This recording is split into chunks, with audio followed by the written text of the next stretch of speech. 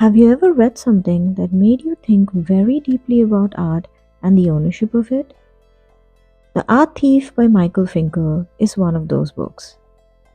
This non-fiction novel is about Stefan Breitwieser, probably the most prolific art thief, and his girlfriend Anne Catherine. Together they spent almost a decade stealing artworks from museums and cathedrals all across Europe, and by the time they were caught, they had amassed artworks worth $2 billion. But here's the googly. They were both almost broke, living in Breitwieser's mother's attic and surviving on Anne Catherine's small income and the generosity of Breitwieser's mother and grandparents.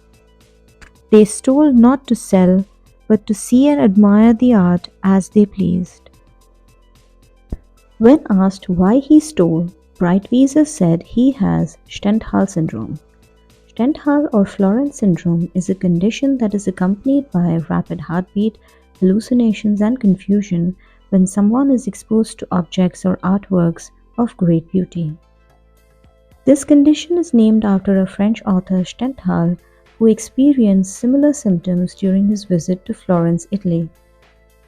Breitwieser's psychotherapist Michelle Schmidt, however, strongly disagrees with this self-diagnosis, and many other psychologists and therapists who spoke with Breitwieser support him. Schmidt believes that Breitwieser is narcissistic. For him, art has replaced society, and he finds most people uninteresting and untrustworthy.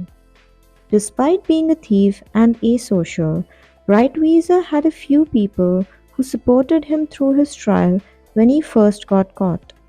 His mother, who was always on his side, almost to the point of enabling him, his estranged father, who was supportive of him, as was a man called Christian Michler, who framed antique arts and had struck up a friendship with Breitwieser in the years before he got caught.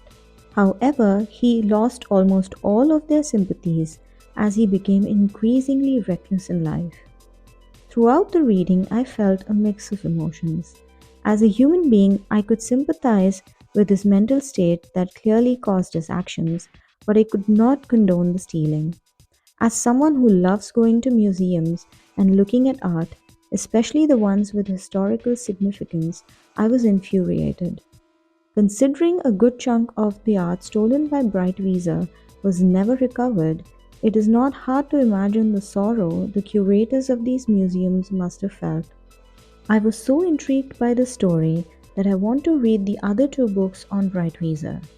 Confessions of an Art Thief, which is a retelling of the events from Breitwieser's POV, and The Selfish Collection by French art journalist Vincent Nuss, is a critical analysis of the impact of Breitwieser's crimes in the art community. Though I rarely read non-fiction as I'm not drawn to them, I must admit I was hooked on this one from the first page. Credit to the author Micheal Finkel for writing such a gripping tale. He managed to bring out the human side of Breitwieser while acknowledging the enormity of his crimes in the art world. I wondered why I wanted to know more about the story. Breitwieser never sold any of the works he stole and has maintained that he just wanted to be around art always. However, his actions later on in his life indicated otherwise. He had a chance to be around art in a legal way, but he threw that away. Were the psychotherapists right about him? Was he just a glorified shoplifter? A kleptomaniac? Also, Breitwieser has said some contradictory things. On the one hand, he says, the story of art is a story of stealing.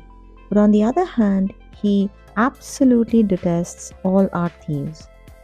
All in all, Breitwieser's story is an enigma and has left a huge mark, albeit an unpleasant one, in the art society. Have you read this book? And what did you think of it? Also, I would love to know your recommendations on similar books. Until next time, bye.